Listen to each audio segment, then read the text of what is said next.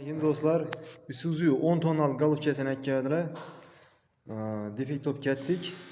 Ginezdalar cho'kib ketgan. Chiqaruvchilari qog'oz bosib turibdi. Meni ko'rib turganlaringizni naglядni ko'rsangizlar bo'ladi. Ginezda pastga qolib ketgan.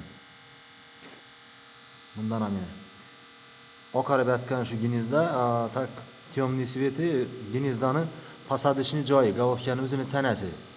Qarayib turgan joy. Bu so'ruvchidan bilishingiz mumkin, so'ruvchi уже нормальный holatda, lekin bu ham cho'kkan, bu ham уже под zamen. Направляющийлар ham o'ynatganmi. Bunga bozordan ginezda olib qaqilimiz. Qaqib bilamiz bozordan. Bozorda kim yomonlajakim yo'q. Bozorda standart bo'ladi, bir xil bo'ladi. Misol uchun hozir shuni o'lchasak, уже standartdan chetga chiqqan. Направляющий o'ynab qoladi, направляющий o'ynagandan keyin yana urilib ishlaydi. Urilib ishlaydidan asta golofkani посадочный, ginezdan посадочный joyini golofkaning tanasini ellaytirib boradi. Уже bilinib turibdi. Ellaytirib boradi. Bozordan qaqqan ginezdangiz plotniy girmaydi.